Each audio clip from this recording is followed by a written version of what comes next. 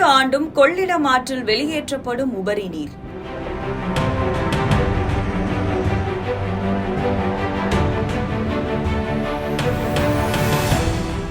மண் அரிப்பால் நிலப்பரப்பை இழந்து வரும் ஆற்றுப்படுக்கை மற்றும் திட்டு கிராமங்கள்.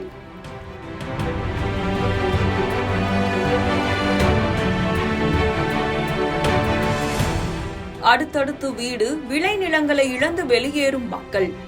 கிராமத்தை சுற்றி தடுப்பு சுவர் அமைக்க வலுக்கும் கோரிக்கை.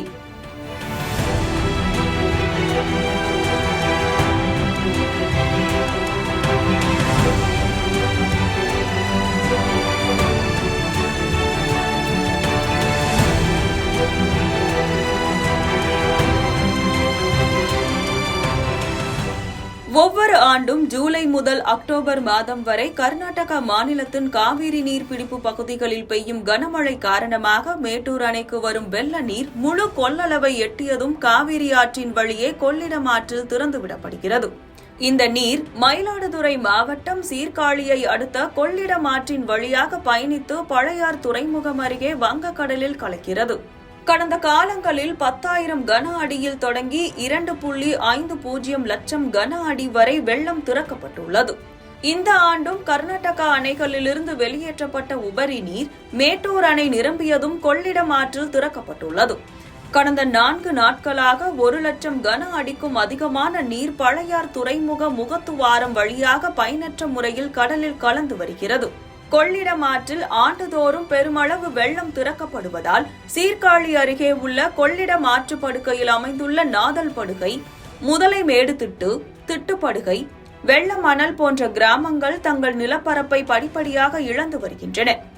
ஆரம்பத்தில் கரையோர விளைநிலங்கள் மட்டுமே மண் அரிப்பால் பாதிக்கப்பட்ட நிலையில் கடந்த 5 ஆண்டுகளாக கிராமங்களின் குடியிருப்பு பகுதிகளும் ஆற்றில் கரைந்து வருகின்றன. இந்த கிராமத்தில் மட்டும் இதுவரை 5ற்கும் மேற்பட்ட வீடுகள் ஆற்றுக்குள் சென்றுவிட்டன. இந்த ஆண்டு முதல் கட்டமாக திறக்கப்பட்ட வெள்ள நீரை தாங்க முடியாமல் மல்லிகா என்பவரின் வீடு முற்றிலும் கரைந்துவிட்டது. இங்கு குடியிருப்பு பகுதிகளை ஒட்டியுள்ள கருவேல மரக்காடுகள் ஆற்றில் கரைய தொடங்கியுள்ளன.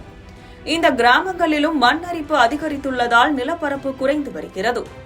இதே நிலை நீடித்தால் இன்னும் 10 ஆண்டுகளில் கொள்ளிடம் ஆற்றின் படுகை மற்றும் திட்டு கிராமங்கள் முற்றிலும் அழிந்து சில சுவடுகளாக மட்டுமே எஞ்சியிருக்கும் அபாயம் உள்ளது. எனவே கொள்ளிடம் ஆற்றின் உள்ளே அமைந்துள்ள படுகை மற்றும் திட்டு கிராமங்களை பாதுகாக்கும் வகையில் கிராமங்களை சுற்றி கருங்கல் தடுப்பு சுவர் அமைக்க வேண்டும் என்பதே அப்பகுதி மக்களின் நீண்டகால கோரிக்கையாகும்.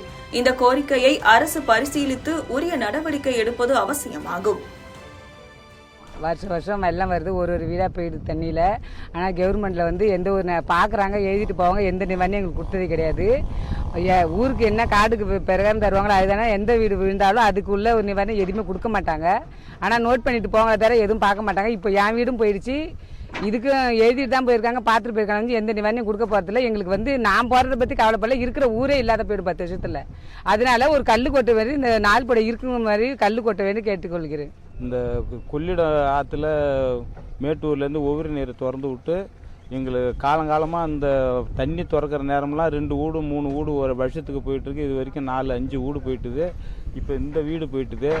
இதுக்கு மேல் போட்டு இது திறந்ததுன்னா இப்போ இன்னும் அந்த தெருவாக போயிடும். அதுக்கு ஒரு நல்ல ஒரு முடிவு எடுத்து அதிகாரி அதுக்கு ஒரு நல்ல கருங்கல்ல கொட்டி எங்களுக்கு ஒரு அளகுடியில் போட்ட மாரி ஒரு காங்கிரீட்டு போட்டு கொடுத்தா குடியிருப்பாது இங்கே இருக்கும்.